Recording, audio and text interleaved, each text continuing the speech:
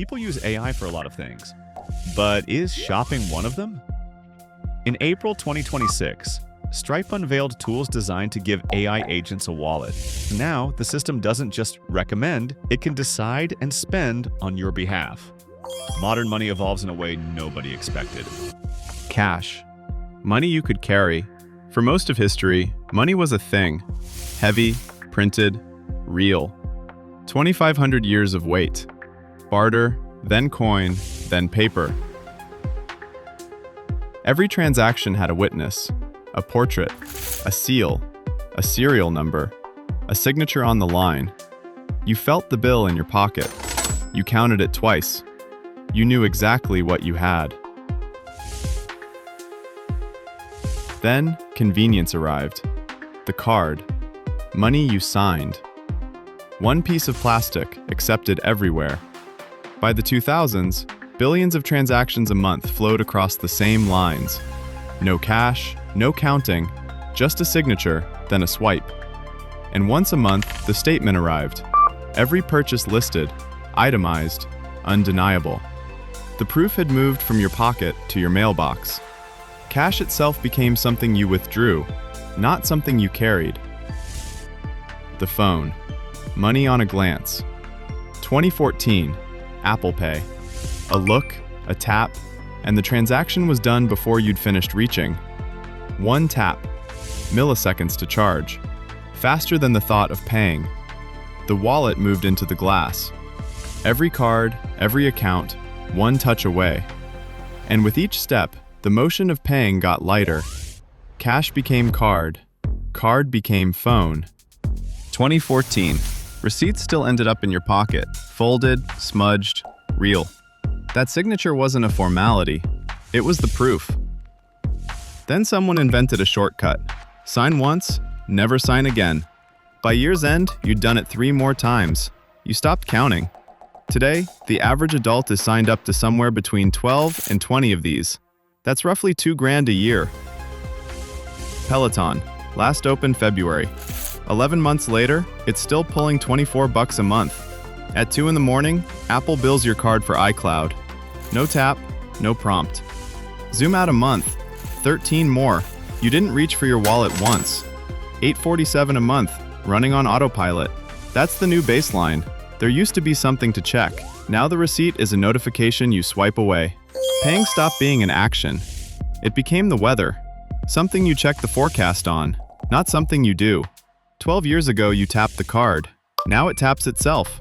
Which raises a strange question. If you're not the one paying, who is? Because in 2026, something else has the wallet, and it isn't a person.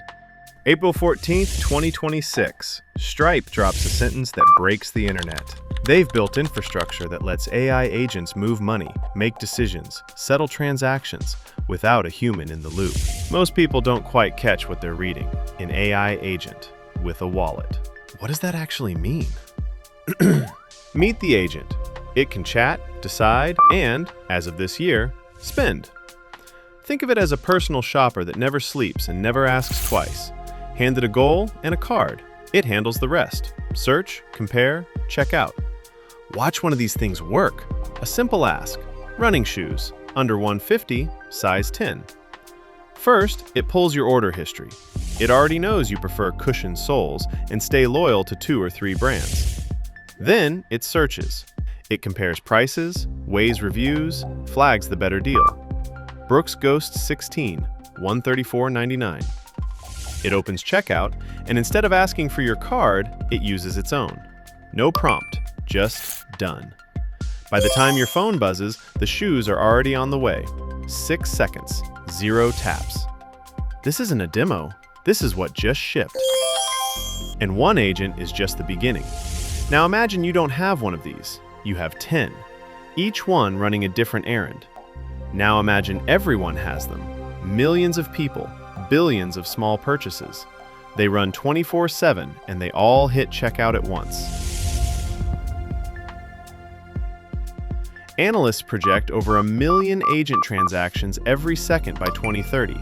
Not one buyer, many.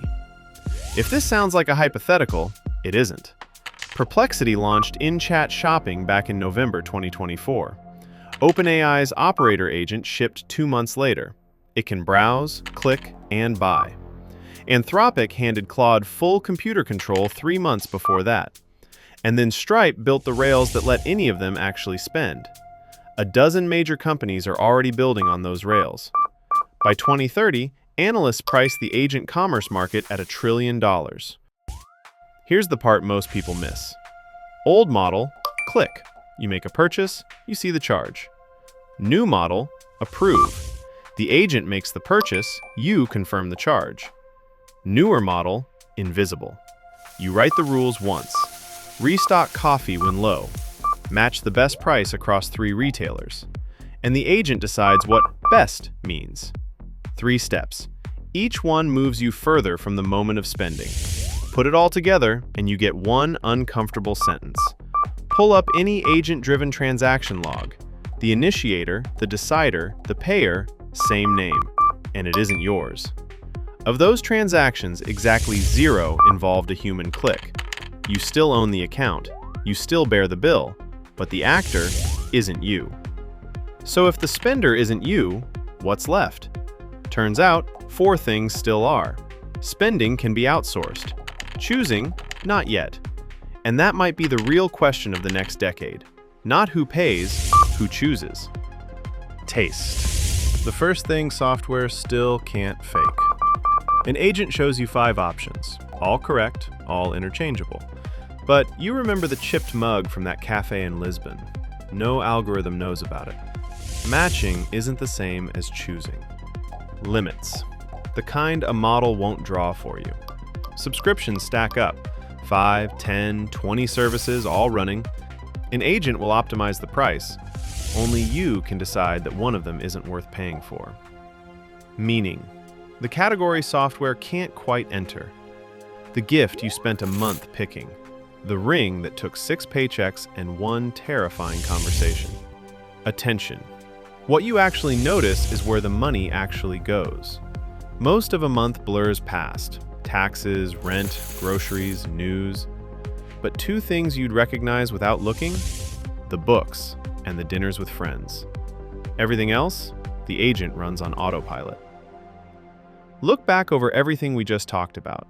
Money was never the choice. It was the record of it. And the choice? That's still yours.